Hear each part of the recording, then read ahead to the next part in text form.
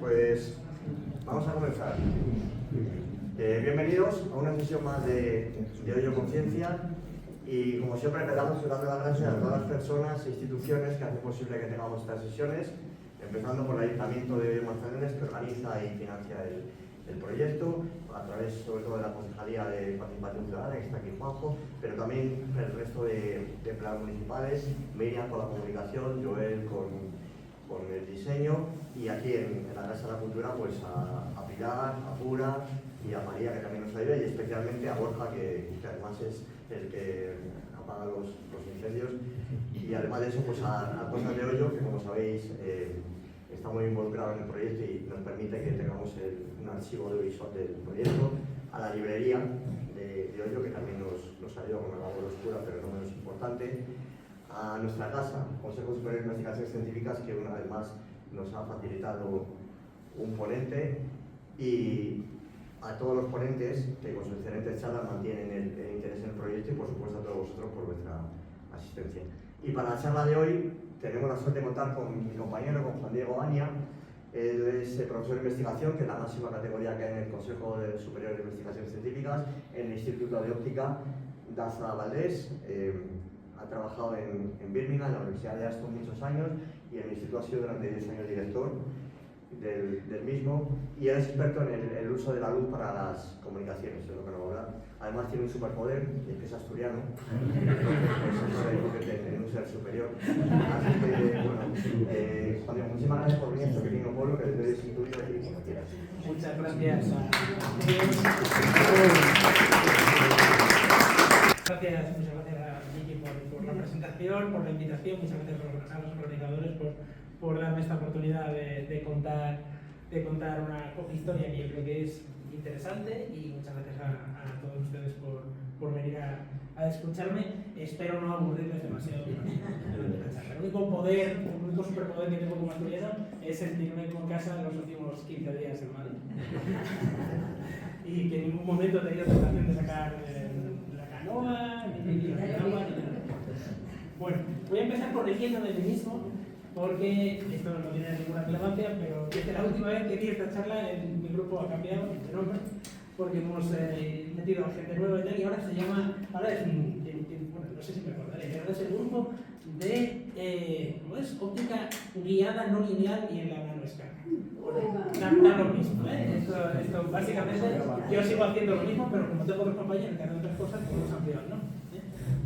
Bueno, tenemos la suerte de vivir en una época, bueno, no voy a saltarme la transparencia de agradecimiento, sería muy feo.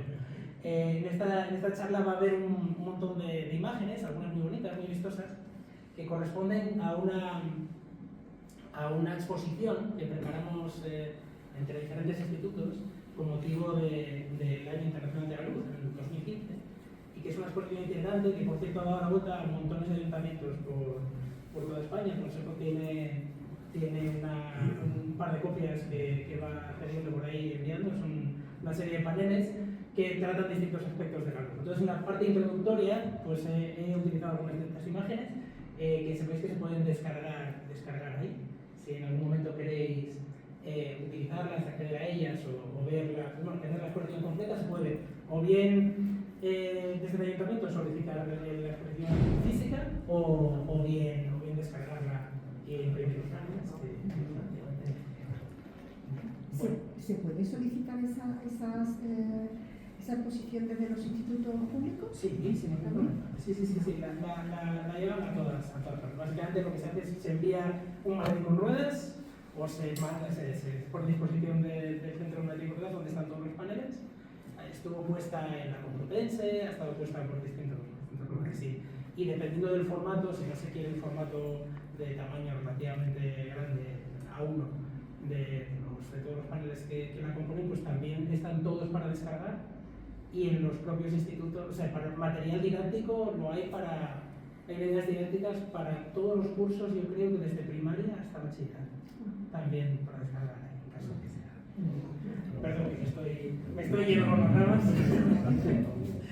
Bueno, tenemos la fortuna de vivir en el siglo XXI. A veces puede parecer que no es fortuna, pero la verdad es que lo es. Sobre todo pues, en cuanto a las facilidades de que disponemos hoy en día, ¿no? Entonces estamos acostumbrados a que nuestros días estén llenos de luz. Ya no dependemos del ciclo solar ni de la rotación de la Tierra pues, para hacer nuestras actividades, y ya en el momento en que nos levantamos, aquí tenemos a Lucía. Lucía es una chica ejemplo, una trabajadora moderna, y ya todavía no ha amanecido y Lucía ya enciende la luz por la mañana, mientras desayuna revisa su móvil y consulta el pronóstico del tiempo gracias a los satélites meteorológicos.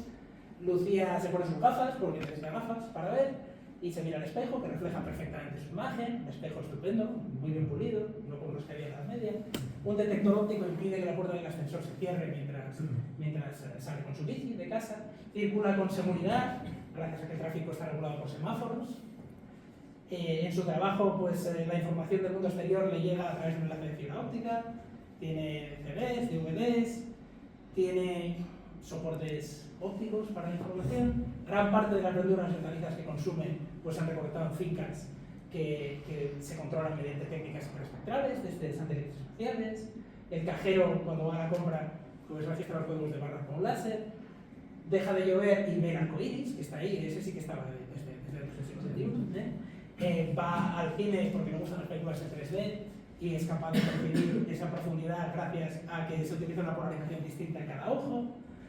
Llega a casa y enciende la luz porque es invierno y ya es de noche, y los niveles de melatonina de su organismo suben, le ayudan a concienciar el sueño, entonces apagan las luces y se duerme, ¿no? Si os habéis fijado, en todos y cada uno de los aspectos de la vida de Lucía, la luz está presente. No solo eso, sino que la luz está bajo control. Es algo que nos acompaña constantemente, el control de la luz. En todo el espectro electromagnético, pero bueno, sobre todo hemos puesto ejemplos del visible, pero también hemos puesto ejemplos de infrarrojo, ejemplos de ultravioleta, los microondas que utilizamos para calentar las comidas y más lejos. La luz también pues, nos ayuda a tener energías renovables.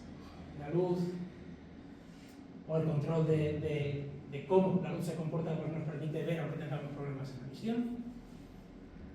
La luz nos permite conocer el universo en un montón de bandas diferentes, cada una de ellas nos da información acerca de distintas épocas del universo y distintas estructuras en el universo. Nos ha permitido conocer verdades fundamentales acerca de la estructura del universo sin movernos desde nuestro planeta, a pesar de que se encuentran a distancias impensables. Y la luz es fundamental tanto en el diagnóstico como en el tratamiento de enfermedades. Entonces, como os digo, la luz nos acompaña en todos los aspectos de nuestra vida cotidiana en el siglo XXI. En gran medida, este control sobre la luz pues, lo tenemos desde los años 60 gracias a la invención del láser. No en todos los aspectos que tenemos ahí, pero sí en muchos de ellos. Y el láser, pues, de nuevo, pues, tiene una importancia radical en medicina, en industria, en arte, en estética, en multitud de cosas, en comunicaciones también. Esta es una fotografía estupenda de satélite de la Tierra, un compuesto de fotografías de la Tierra de noche, que nos da una idea de las zonas más pobladas, ¿no? de la Tierra. Podemos ver que, de nuevo, por la noche, evidentemente no es de noche en todas las partes a la vez, pues es una fotografía compuesta tomada en distintos momentos, pues nos da una idea de dónde están las zonas más densamente pobladas, que además están conectadas entre sí, nada menos a día de hoy, por más de 2.000 millones de kilómetros de fibra. Para que nos hagamos una idea de cuántos son 2.000 millones de kilómetros, pues nos daría para más de 5.000 viajes de la Tierra a la Luz.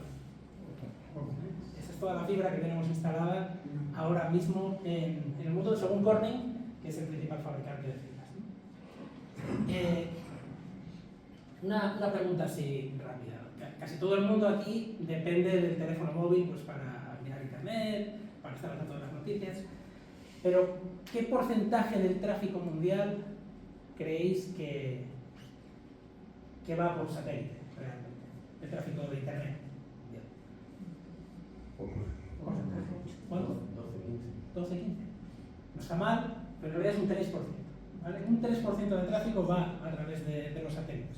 Lo que nos llega a los teléfonos, en gran medida, viene de torres repetidoras, ¿vale? La cantidad enorme de información que tiene que manejar Internet, y los vídeos en alta definición y todo el contenido que se genera armonía, toda la basura que cada vez abunda más en Internet y todos los contenidos realmente interesantes e importantes, todos esos consumen tan gran ancho de banda que sería imposible, con la velocidad de transmisión que tenemos en los satélites, pues gestionarlo. Entonces lo que ocurre es que ese tráfico va por fibras ópticas a torres repetidoras, sí que en ocasiones, cuando no hay otra opción, se utilizan satélites, y desde las torres repetidoras pues se envían los teléfonos, ¿no? Eso hace que, por otra parte, estemos permanentemente localizados, porque la policía puede saber, si cometéis algún crimen, en qué momento o en qué posición está vuestro teléfono dentro de todo el entramado de torres repetidoras, en todo el mundo. Así que nada de crímenes. Vamos, estoy cumpliendo con mi deber cívico y ya he hecho algo importante aquí, que es decir a la gente que no cometa crímenes. Bueno, y antes de todo esto que tenemos ahora, porque hoy en día pues la luz está presente en todas partes, las comunicaciones dependen de la luz, y antes de que controláramos la luz, como lo hacemos ahora, y antes del telégrafo, y antes del teléfono, y antes de todas estas cosas, ¿cómo nos comunicábamos? Bueno, los sistemas de comunicaciones tampoco han cambiado mucho. En el Paleolítico, pues los sistemas de comunicaciones habían tenido un emisor, un canal que permitía enviar la información, un receptor que estaba pues capacitado para entender el mensaje que se le estaba enviando, y el mensaje que podía entregarse en distintos formatos, Pues aquí tenemos al receptor enviando un mensaje de vuelta por un canal sonoro, y el emisor enviando el mensaje inicial por un canal físico, pues un poco más, quizá más expeditivo. Un sistema de comunicación a fecha de hoy, como veremos luego cerca del final, pues sigue siendo una cosa parecida a esta, un poco menos violenta la mayor parte de las veces, pero los elementos básicos del sistema de comunicación son los mismos. Durante muchísimos años, durante la práctica totalidad de la existencia del ser humano, nuestra forma de comunicarnos dependía exclusivamente de nuestros tres sentidos remotos: la vista, el oído y el olfato. Principalmente la vista y el oído. Y durante mucho tiempo, pues eso fue suficiente. No obstante, el ser humano desde siempre, para su supervivencia, pues ha estado intentando innovar, y se cree, hay muestras ya de que los neandertales probablemente utilizaban señales de humo para comunicarse a largas distancias. Los neandertales antes que Homo sapiens sapiens. Y no solo utilizaban señales de humo, sino que muy probablemente utilizaban también señales acústicas. Señales acústicas desde tambores, o simplemente golpear objetos de forma contundente y sonora, simplemente pues para advertirse de peligros o de la localización de potenciales fuentes de alimento. Sin embargo, no es hasta el siglo VIII que tenemos una evidencia escrita de el uso de señales de humo o de señales visuales para comunicarnos a la distancia. Y es en la Ilíada, en la cual pues Homero menciona precisamente pues el uso de señales de humo durante la guerra de Troya. Siglo VIII a.C. Pero hay muchos otros sistemas que se fueron desarrollando en tiempos muy parecidos, muy cercanos a eso. Por ejemplo, en el siglo III a.C.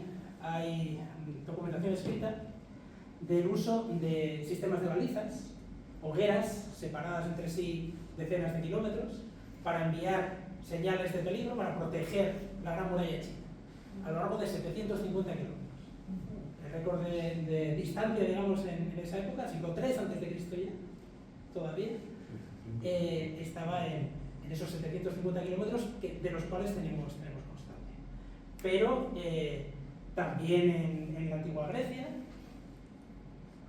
se utilizaban pues, sistemas de balizas como estos, y sistemas además de semáforos hidráulicos, que luego ya veremos que tuvieron un renacer en el siglo XVIII. Pero al principio, si uno se pone a pensar, pues quiero mandar un mensaje de que viene el lobo, o que viene un ejército invasor, o que viene un peligro, pues una hoguera que se va encendiendo pues periódicamente a lo largo de varios cientos de kilómetros, pues puede estar bien, pero da muy poca información realmente.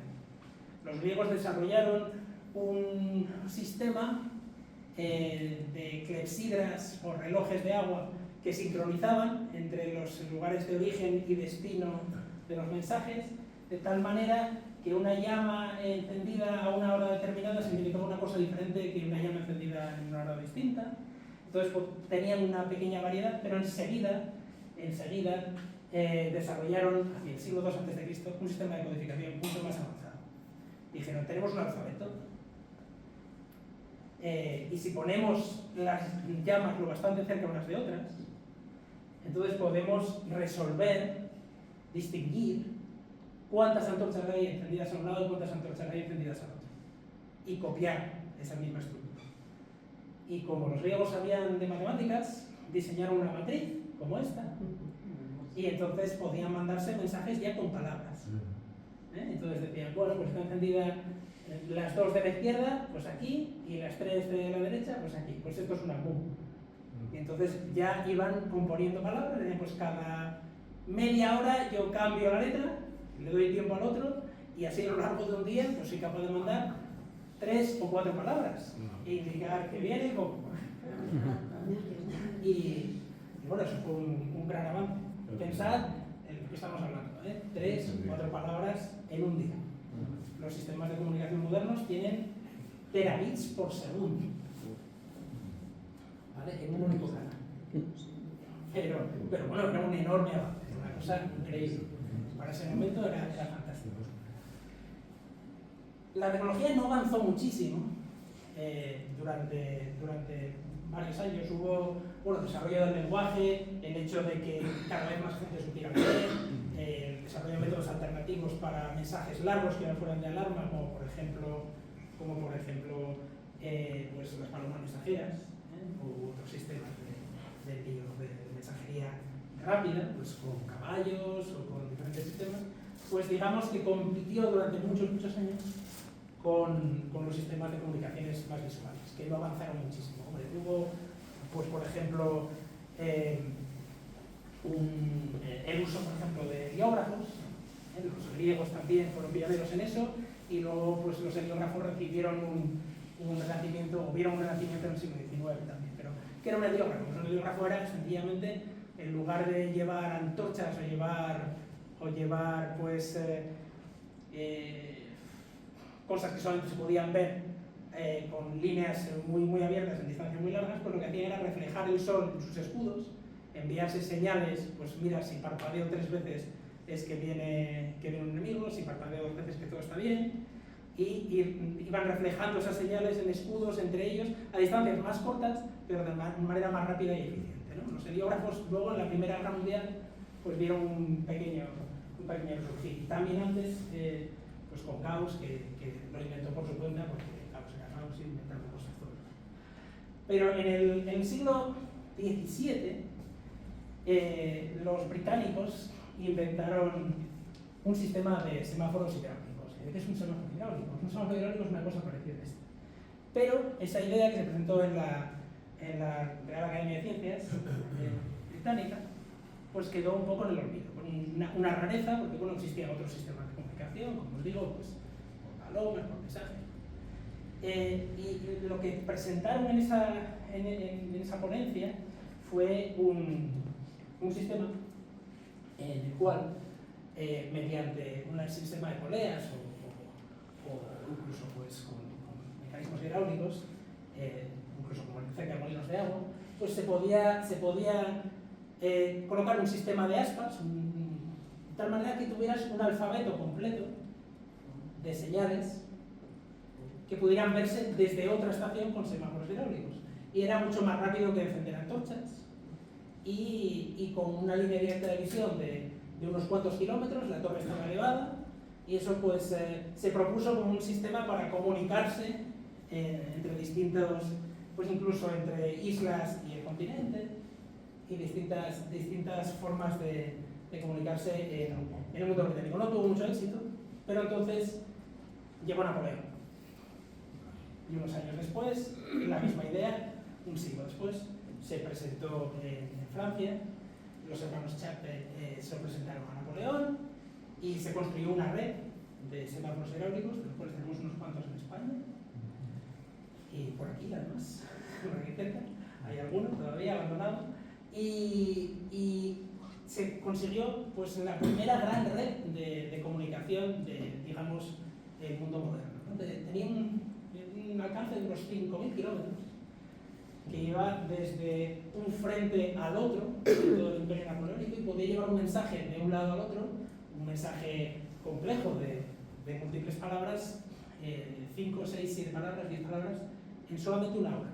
Recorría 5.000 kilómetros de un extremo al otro. No estaba mal. No estaba nada mal. Esto ya empezaba a ser una cosa seria. Había 556 estaciones. Evidentemente no era una red como tal, aunque sí tenía sus derivaciones para llegar a distintas ciudades importantes. Realmente el gran avance llegó con el telégrafo del siglo XIX. La invención del telégrafo sí que lo cambió todo y supuso durante un tiempo el abandono de todas las formas de comunicación basadas en la voz. El telégrafo cambió radicalmente las reglas de juego y es curioso, no sé si os resulta familiar esta imagen del telégrafo, de la red de telégrafo a finales del siglo XIX, pero en realidad estas líneas son prácticamente las mismas que tiene ahora, que sigue ahora la red de telégrafo que veíamos antes. Pues como os digo, el telégrafo cambió las reglas, pero bueno, hubo gente que seguía queriendo innovar, ¿no? Después del telégrafo llegó el teléfono, pero un primo del teléfono que casi nadie conoce es el fotófono. Y el fotófono fue para Graham Bell, en su lecho de muerte, pues lo que él consideraba su mayor contribución al avance de la ciencia. También es cierto que el teléfono no lo había inventado él, pero bueno, el fotófono era un intento de Graham Bell de utilizar la luz para transmitir sonido. Y para conseguir esto, hizo un avance fundamental que luego permitió el desarrollo de todos los sistemas de comunicaciones. Y ese avance fundamental fue el estudio de materiales fotoeléctricos.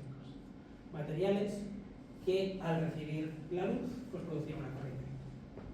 Entonces hizo varios ensayos, demostró que funcionaba bien, tuvo una conversación de un edificio a otro a 100 y pico metros de distancia, transmitiendo la señal lumínica por el aire. Y hablaba, se codificaba la luz como un espejo, esas vibraciones se mandaban por el aire a otro espejo que a su vez enfocaba luego con lentes la luz en un receptor, esa señal se convertía en una señal eléctrica y del otro extremo estaba un teléfono normal que decodificaba esa señal eléctrica en forma de sonido. Parecía un invento redundante en ese momento, porque el teléfono ya hacía todo eso, pero permitía comunicación por voz en circunstancias o en sitios donde no podían tenderse un cable, por ejemplo. Y en zonas de guerra, en situaciones de guerra, pues podría haber tenido sentido. Si no fuera que la atmósfera rara vez era una buena aliada, una aliada fiable para este tipo de comunicaciones. Porque si había humo, si había inestabilidades atmosféricas, lluvia, grandes cambios de temperatura, pues la señal se distorsionaba y no se llegaba a nada, ¿no?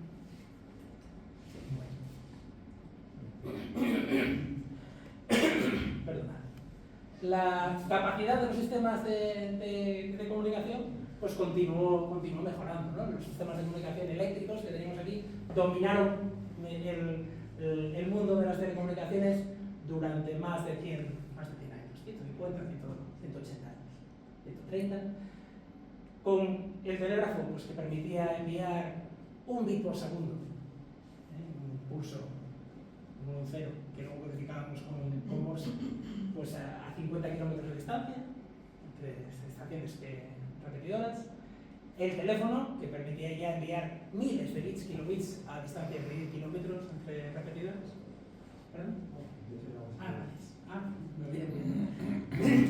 Perdón.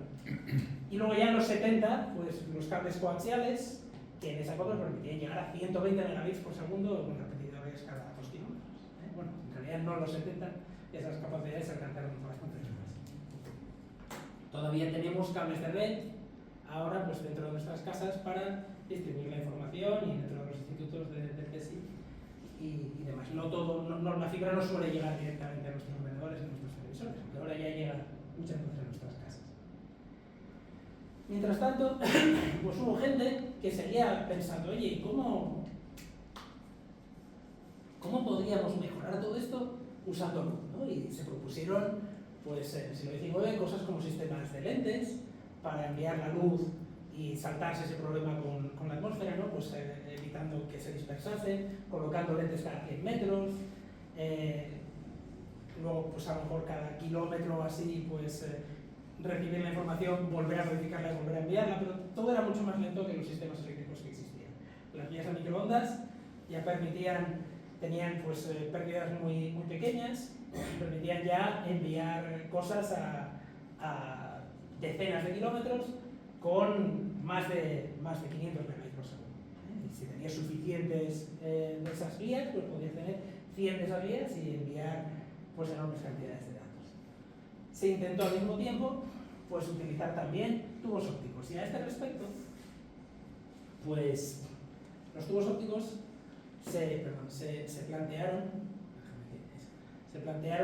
a partir de la demostración, primero en este caso por parte de los franceses y después, esta vez fue al revés, por parte de los ingleses en la Real Sociedad Británica, primero por parte de Colonel Babinet y después por Tyndall, pues se demostró que la luz podía guiarse dentro de un tubo, en particular que se podía guiar por el principio de reflexión total interna a través de un chorro de agua.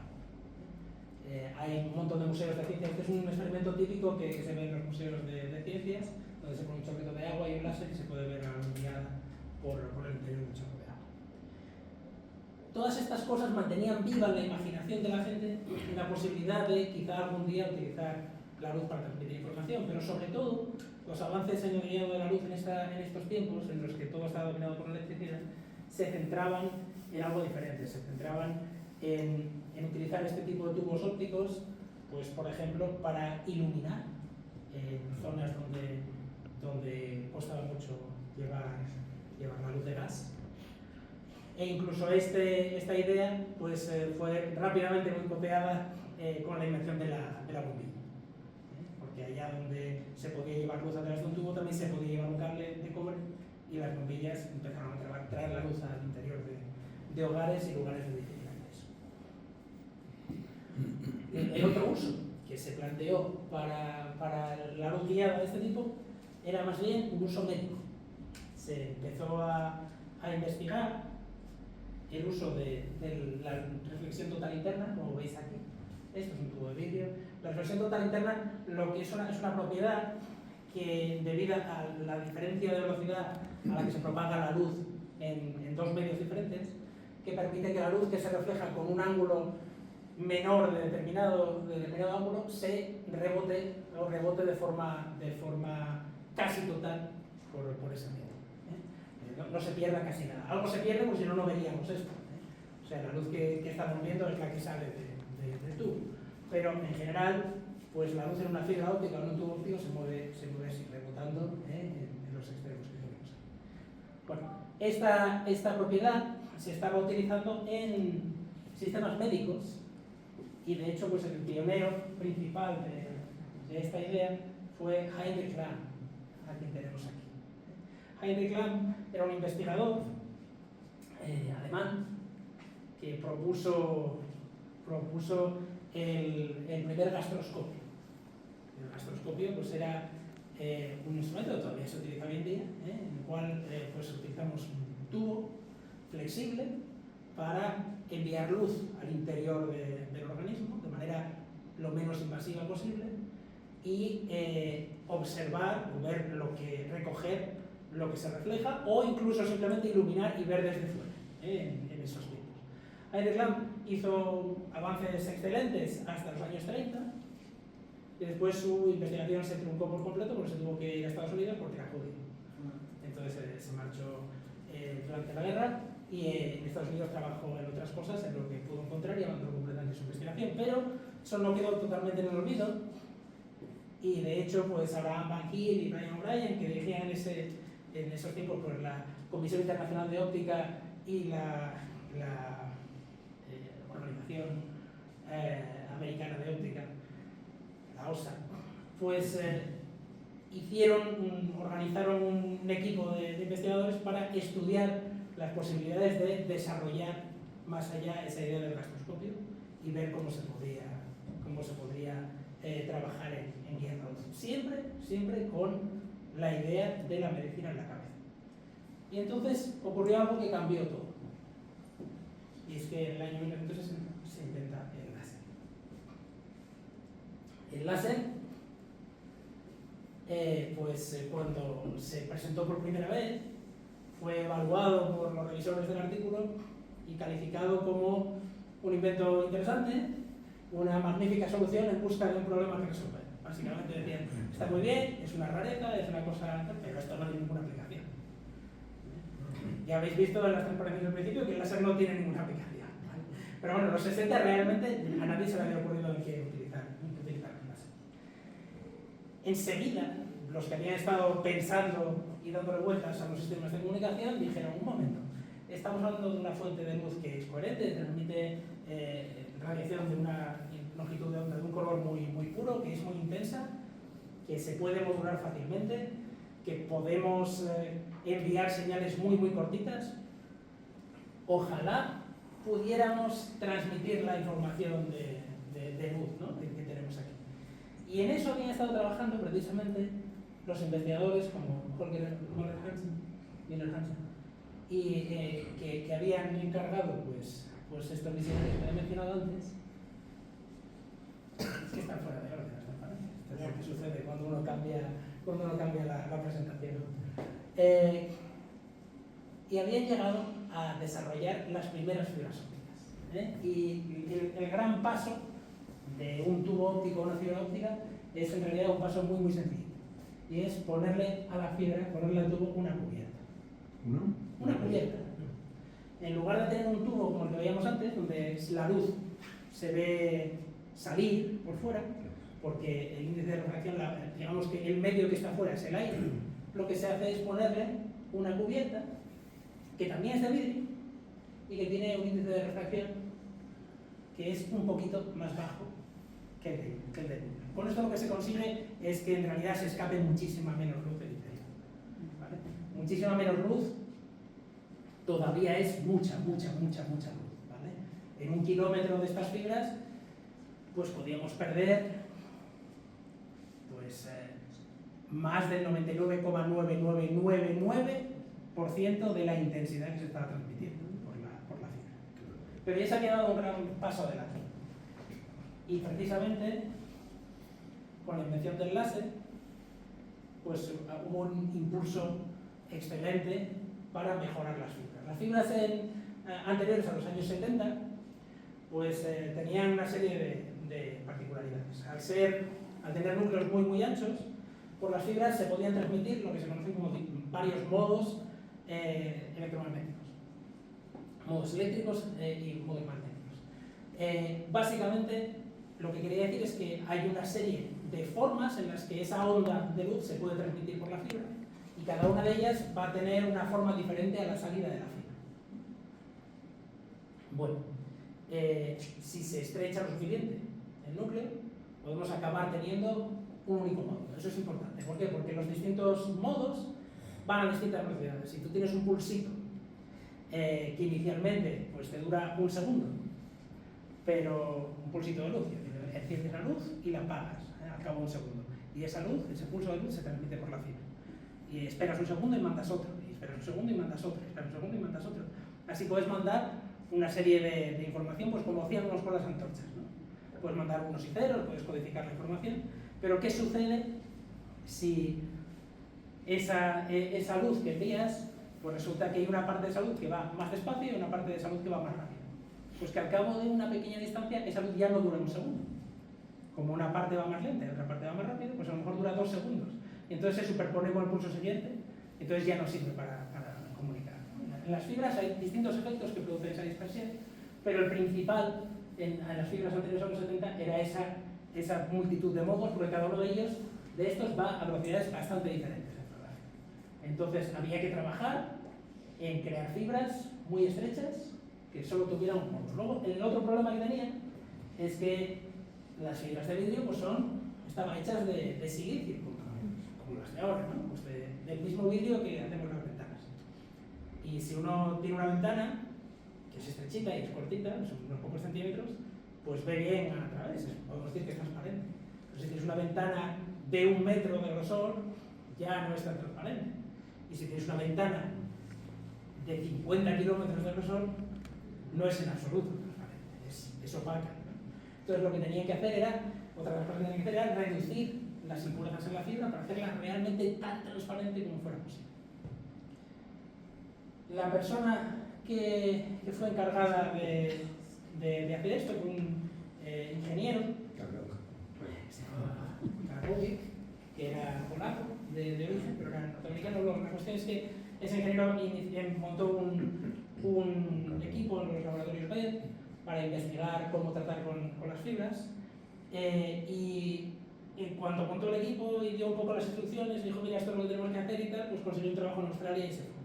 Y dejó a sus 2 jóvenes ingenieros, Charles Hockham Hockham, que era George Hockham, sí, y Charles Cow, pues encargados de solucionar el problema. Y el problema pues les llevó unos años solucionarlo, pero lo solucionaron de forma tan importante. Publicaron un artículo en el que dijeron: mira, hemos mejorado las fibras tanto, que en 1 kilómetro vamos a conseguir que solo se pierda el 99,9% de la intensidad, y con esto ya vamos a poder usarlas para telecomunicación. Y sentaron, explicaron cómo lo iban a hacer, explicaron cómo lo estaban haciendo, demostraron que tal, y dijeron: nosotros creemos que el límite debe andar por ahí, a lo mejor el 99%. Las fibras de hoy en día, utilizando las técnicas que ellos desarrollaron, simplemente llevándolas al límite, pierden un 5% de la intensidad de la luz por kilómetro. No está mal. Hockham lamentablemente murió antes de recibir el premio Nobel, pero Kao lo recibió por los 2 en 2009, porque realmente el trabajo que hicieron cambió totalmente las reglas de juego. Las ventajas de las fibras ópticas hoy en día, pues eso, pierden 0,2 decibelios por kilómetro, alrededor de un 5% de la intensidad, en el infrarrojo. Normalmente en telecomunicaciones se utiliza esta longitud de onda o sus alrededores, porque es donde las fibras menos absorben, ¿de acuerdo? Tienen gran capacidad de transmisión, más de 100 gigabits por segundo por canal, a fecha de hoy en realidad más de 12 terabits por segundo por canal, pero en sistemas, digamos, más de laboratorio que de campo.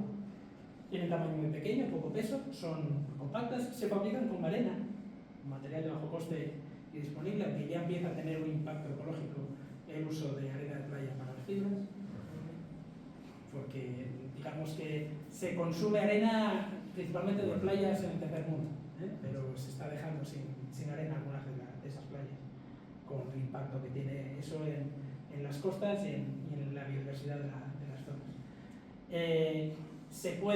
Permite enviar distintos colores por una misma fibra, con lo cual no solo estás enviando una señal, sino que puedes enviar 10, 20, 100, 200 señales separadas en distintos colores, cada una con un láser diferente, y esas señales interfieren relativamente poco entre sí, porque al no estar en el mismo color, pues la fibra las trata como señales diferentes. No tiene interferencias electromagnéticas, no se ve afectada porque hay otro cable al lado, que sí podría suceder en el caso de las comunicaciones eléctricas, y además no puedes hacer un empalme a una fibra óptica sin que se note. Es decir, en el caso de un cable eléctrico sí que, digamos, puedes derivar la señal. En el caso de una fibra óptica, si la cortas y ya no llega la señal.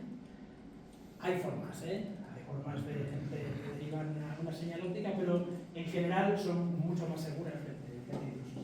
y además no las puedes vender en el mercado negro porque cuando nos cobren nadie te las suele robar, salvo por error, que sí ha ocurrido que ha habido robos, por ejemplo en Adif, donde se han llevado kilómetros y kilómetros de fibra, supongo que para darse cuenta cuando llegan a casa de que yo no sé qué pasa. Pero eso no se puede fundir, por lo menos no en un horno casero. Bueno, los sistemas de comunicación modernos, por tanto, pues tienen más bien esta forma, que tampoco es tan diferente de la que veíamos al principio. El palo se ha visto sustituido ahora pues, por esta fibra. A ver, esto es un sistema muy simplificado en el cual partimos del transmisor y vamos al receptor, ¿vale? Por el medio, en realidad, esta señal puede ir a un montón de sitios y pueden venir muchas señales a un mismo receptor de diferentes lugares, pues se llaman redes de comunicación, pero el sistema básico de comunicación funciona igual. Tenemos una señal, en este caso una señal eléctrica, electrónica generada por un ordenador, por ejemplo, se codifica en un transductor. Curioso, estos transductores surgen de aquellas investigaciones primigenias de Graham Bell con su fotón, que permitían codificar una señal óptica eléctrica y una señal eléctrica no. Esa señal óptica se envía a través de la fibra. Si la distancia es muy larga, se amplifica en el centro, en un punto intermedio. Y esa señal termina llegando al receptor, donde se convierte una vez más en una señal eléctrica que entienden los dispositivos con los que está decodificada esa información.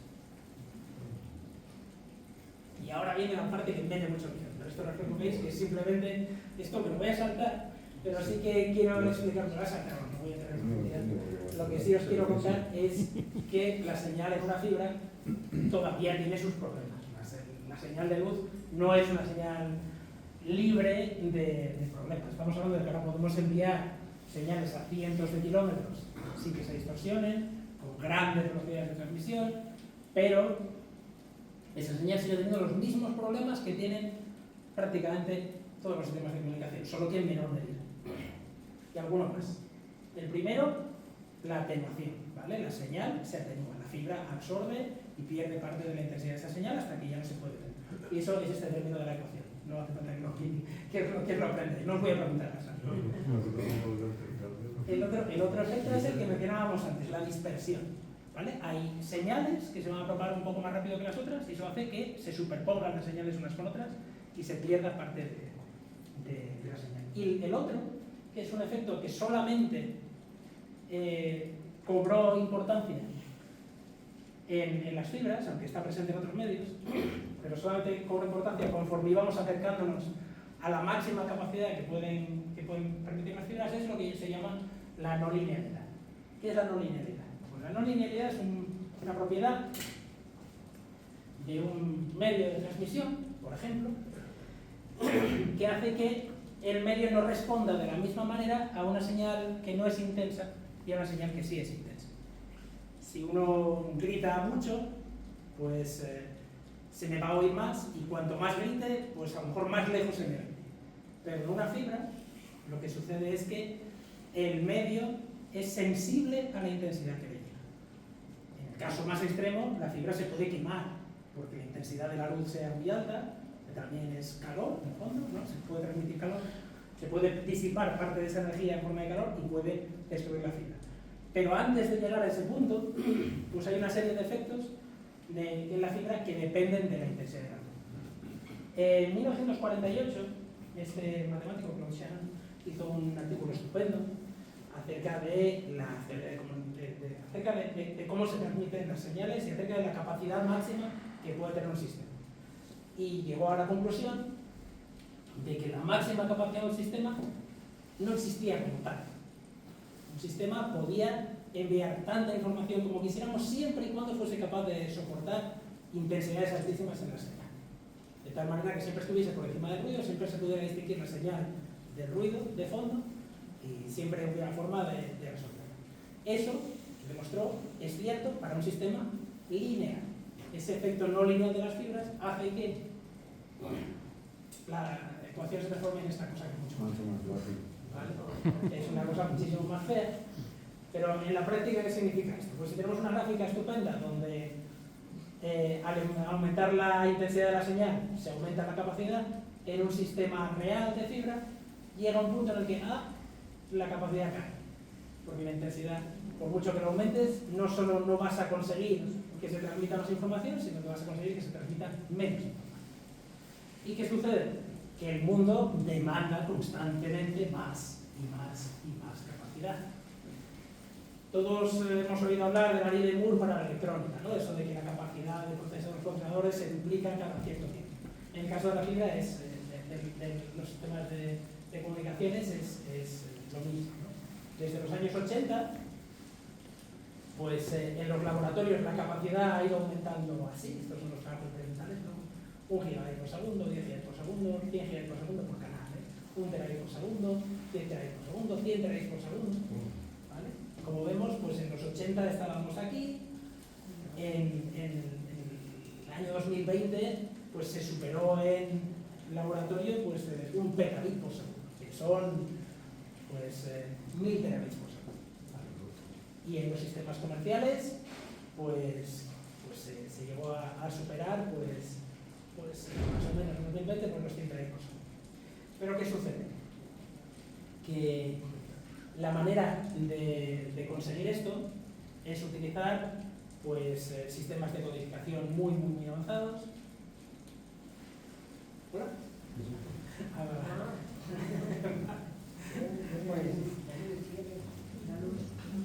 Y bueno, diferentes métodos, como utilizar pues muchas fibras juntas, hacer distintos trucos, pero en la práctica hay un límite real a la capacidad de las fibras de termográfico, que nos pone una barrera prácticamente infranqueable sin cambiar la manera en la que utilizamos las fibras hoy en día en este límite, ¿no? El límite comercial de 100 terabits por segundo. Eso es un problema gordo, porque ¿cómo se puede superar esto? Pues poniendo más fibras, pero poner más fibras significa un coste económico muy importante. Estamos hablando de que hay 2.000 millones de fibras de kilómetros de fibras. Significa también tener que alimentar todas esas fibras con amplificadores, con luz y demás, un coste energético enorme. Significa un montón de desafíos que hay que afrontar para darle el paso siguiente, ¿vale? Una forma de mejorar la eficiencia de todo esto es no centrarnos solo en la línea de comunicación, sino en los cuellos de botella que están en la parte electrónica, ¿eh? Sustituir todos los componentes electrónicos por componentes fotónicos en el lado del emisor y del receptor, de tal manera que se pueda procesar la información más rápido, que eso es lo que se conoce pues, como redes fotónicas. En fin, hay un montón de técnicas que se están utilizando ahora y que digamos que suponen el desafío de las telecomunicaciones basadas en fibra hasta que se invente algo mejor que la fibra, que sustituya todo esto que tenemos ahora mismo. Por el momento no hemos encontrado nada mejor que la fibra. Hemos encontrado distintos tipos de fibra. Fibras que en lugar del núcleo a lo mejor tienen 7, pero aún así eso implicaría sustitución de unas fibras por otras. Se está empezando a pensar, oye, y si no es tan malo eso de tener muchos nodos, si podemos enviar información separada en diferentes modos y decodificarla en destino, separando bien lo que hay en cada uno de ellos, a lo mejor si utilizamos 3 modos en lugar de 1, podemos enviar el triple de información si somos capaces de decodificarlo. En fin, todo ese tipo de soluciones ingeniosas es lo que la gente está pensando ahora para solucionar este problema, porque la demanda no deja de aumentar. Y por el momento podemos seguir encendiendo algunas de esas fibras que están instaladas y no las estamos usando, pero dentro de poco pues, nos quedaremos sin esa capacidad también, y sobre todo el coste energético de todo esto es importante. Entonces, bueno, es un desafío pues, y una serie de interesantes dilemas para los que trabajamos en esto, pues que tendremos que ir solucionando de aquí al futuro. Sin duda alguna, pues continuaremos trabajando en ello. No creo que por el momento la demanda social por un mayor ancho de banda decaiga. Así que, pero bueno, a lo mejor hay que adaptarse y hay que pensar, oye, hasta aquí, pues es razonable seguir pidiendo pues mejora de calidad del vídeo, pero a lo mejor el 8K no hace falta. O a lo mejor, pues con perdón, pero hay que reducir el número de porno que circula por internet. o todas esas cosas que no son absolutamente esenciales, ¿no? O que no son ni siquiera necesarias, pues a lo mejor hay que consumirla, hay que reducir un poco el consumo de ancho de banda, sobre todo si no queremos cargarnos aquí. Pero bueno, mientras tanto seguimos trabajando para que todo el mundo pueda tener su 8K y lo que sea. Bueno, pues nada. Aquí lo dejo, que ya o sea,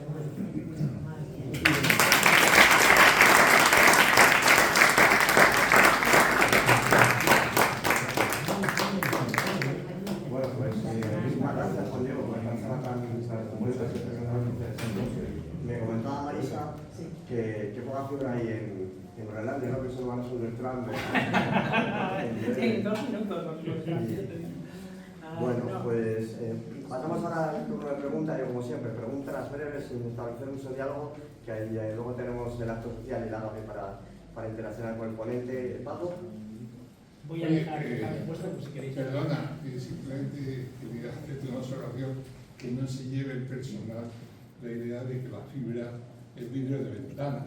Como yo trabajo en vidrio, No lo es, no lo es. La que se hace la fibra es una simple, muy cuidada, vidrio de silicato, con Por supuesto. colado, en fin, que la fibra es otra cosa. El vidrio de ventana tiene de todo. Claro. Pero inicialmente, cuando empezaron a trabajar en ella y quitarle impurezas, era básicamente vidrio de ventana. Tenía de todo. De hecho, bueno, ahora hay impurezas que se añaden a la fibra a posta, ¿no? Hay determinadas técnicas de amplificación de la señal, por ejemplo, basadas en fibra dopada con iones de herbio, o directamente en la propia fibra de transmisión se pueden aprovechar determinados efectos no lineales, que no todos los que hemos visto ahí son negativos, como el efecto Raman, para en una fibra dopada con germanio, pues, o en una fibra incluso convencional, pues transferir energía a esa señal y evitar que se atenúe y poder colocar las estaciones más lejos unas de otras. Hay muchos matices, pero en general la mejora se ha conseguido gracias a aumentar en gran medida la pureza de la fibra. Que sea SiO2 y casi nada más. Sí, casi nada. Quería hacer una pregunta que seguramente a lo mejor es una tontería, pero ¿hay algún elemento exterior, climático o agua o algo que altere el buen funcionamiento de la fibra? Sí. A la fibra se le puede añadir, por ejemplo, el agua, sin ir más lejos, puede hacer que precisamente se vuelva menos pura, puede tener iones OH que absorben radiación, por ejemplo, alrededor de 1380 grados. Eso pues hace que aumenten las pérdidas en determinadas regiones. La fibra se degrada con el tiempo y sí es posible que se vean dañadas. En general están muy bien protegidas y las fibras principalmente, la degradación porque se incorporen iones OH suele ser muy baja. El principal problema de los iones OH solía venir en la fabricación, es decir, que se te incorporan mientras estás fabricando la fibra. Ahora, en las condiciones en las que se fabrica hoy en día la fibra suele ser muy pura y suele estar muy bien protegida, con lo cual tiene una duración muy larga.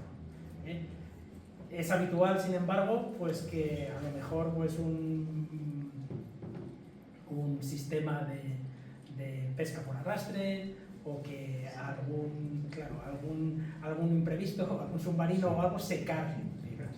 Eso es otra cosa. Y eso sí que eso hace muy complicado, porque claro, tender una fibra es algo muy complicado y repararla a esas profundidades pues tiene que ser la leche. Él tiene una pregunta y luego... Entonces se llama modelo Chancavillo, o sea que los alemanes, cuando consigan poner fibra en todos lados, van a tener que poner otra nueva luego, ¿no? En algún momento, claro. De hecho, ya hay muchas fibras viejas que no van Porque muy bien. no tienen fibra. Que no van muy bien, sitio. pero no porque la fibra en sí se haya deteriorado, sino porque las fibras fabricadas posteriormente son mucho mejores y permiten mayores capacidades y mejores. Yo me imagino que puede ser, ¿no? Pero la diferencia entre usar la arena de mar a la de los desiertos. Pues no, porque se purifica o sea, me imagino que los procesos, ahí ya no estoy tan familiarizado. Ahí la gente de cerámica y vidrio sí que nos podrá decir, pero vamos, que lo importante es purificarla, o sea, escoger adecuadamente los componentes y luego pasar por varios procesos para que al final acabe siendo. Habiendo tanta arena.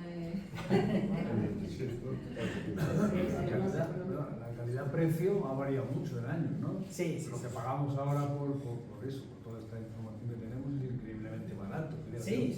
Ahora es todo tarifa plana. Sí, eso, bueno, muchas veces responde más a estrategias comerciales que en costes, pero por supuesto, los costes, sobre todo de los componentes, se han reducido mucho porque se fabrican en mucho mayor número. Entonces, pues, y porque los sistemas de fabricación de toda la parte electrónica, pues se han ido abaratando también. Sí, antiguamente, cuando era caro, la gente. Yo tenía un jefe, estaba en que decía: el teléfono se ha inventado para acortar distancias, no para alargar conversaciones. Claro, cuando había que pagar un dinero, Pues si nos aplicamos la gente ese se cuento cortaba. ahora, si nos aplicamos ese cuento ahora, a lo mejor no hace falta mejorar tanto los sistemas.